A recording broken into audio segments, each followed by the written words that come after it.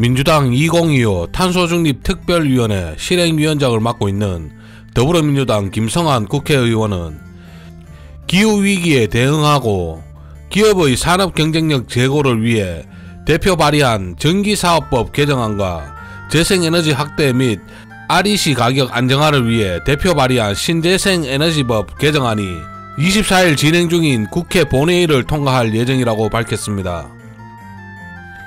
산업통상부는 올해부터 제3자 전력구매계약 PPA를 도입해 재생에너지를 거래할 때 발전사업자와 소비자가 직접 거래하는 게 아니라 한전을 거치도록 하는 방안을 마련했지만 R200 활성화를 위해 재생에너지에 한해 발전사업자와 소비자가 직접 거래할 수 있는 길을 열어야 한다는 목소리가 높았습니다.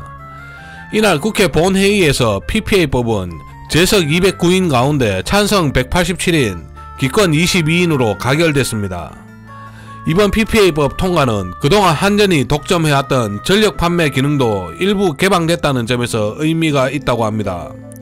그동안 전기를 구매하려면 반드시 한전을 거쳐야 했지만 재생에너지의 한정에 소비자가 전기를 선택해서 구매할 수 있는 길이 열린 것으로 2001년 전력사업 구조 개편 이후 20년 만에 일부지만 기능이 조정된 셈이라고 합니다.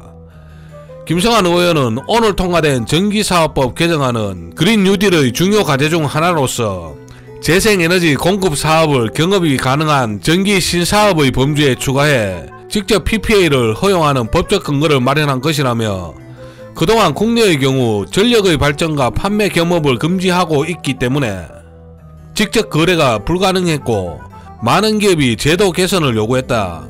오늘 그 결실을 맺은 것이라고 말했습니다. 이어 최근 세계 각국이 탄소 국경세를 통해 또 한 번의 무역전쟁을 준비하고 있다고 언급한 김성환 의원은 EU가 2023년 탄소 국경세 도입을 예고했고 바이든 행정부 역시 탄소 국경세 도입을 추진 중이라며 그린피스 분석에 따르면 국내 주요 수출업종 중에서 EU, 미국 등 국가와의 교역에서 지불해야 할 탄소 국경세는 2023년 약 6,100억 원, 2030년에는 1조 8,700억 원에 달한다. 이런 세계적인 흐름의 해답은 재생에너지밖에 없다고 강조했습니다. 또 이번 회의에서 신재생에너지 공급 의무와 RPS 의무 공급 비율 상한선을 10%에서 25%로 올리는 법과 재생에너지 발전소에서 재생한 전기를 직접 기업에 팔 수 있는 신재생에너지법 개정안 RPS법도 국회를 최종 통과했습니다. 재생에너지 업계는 RPS 의무 공급 비율 10% 상한선 폐지와 전력구매계약 PPA 허용을 요구해 왔습니다. 재생에너지를 제외한 발전 용량 500MW 이상 발전소를 보유한 발전사들은 발전량 일부를 신재생에너지로 채워야 한다고 합니다. 발전사가 스스로 신재생에너지를 발전하지 못하면 신재생에너지 공급 인증서 REC를 구매해 신재생에너지를 발전했다고 인증받아야 한다고 합니다. RPS 의무 공급 비율이 늘어나면 발전사들이 구매해야 하는 REC 수요가 늘어나게 되는데 올해 RPS 의무 공급 비율은 9%에서 10%까지 단 1%포인트만 남겨두고 있었다고 합니다. 해당 법안은 처음에는 10% 상한선 완전 폐지로 발의됐지만 야당의 반대로 상한선을 25%로 조정하는 방안으로 수정된 바 있습니다. 이날 회의에서 RPS법은 제적 215인 중 찬성 191인, 반대 18인, 기권 16인으로 가결됐습니다.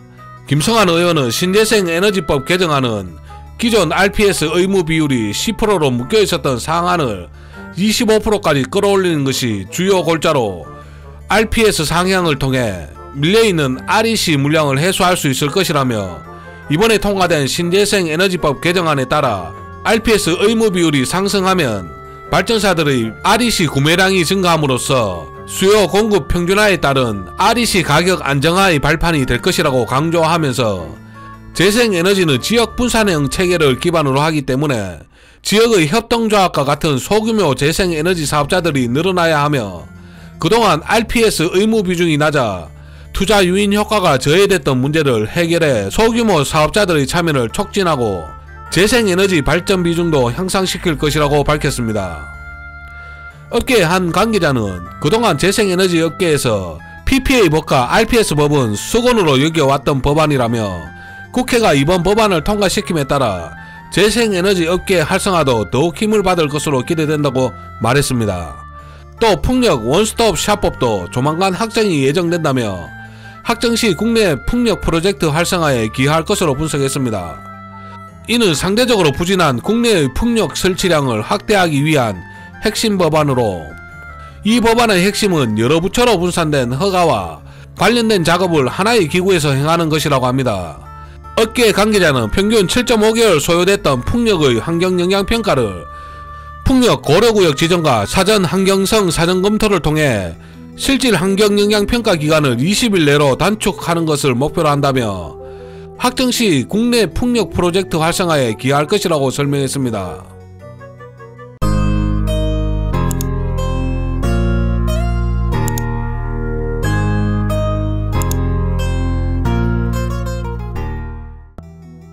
재생에너지로는 태양광, 태양열, 바이오, 풍력, 수력, 해양, 폐기물, 지열 등이 있습니다. 이들 중에서 풍력 원스톱샵법 이슈가 있는 풍력 관련주를 알아보겠습니다.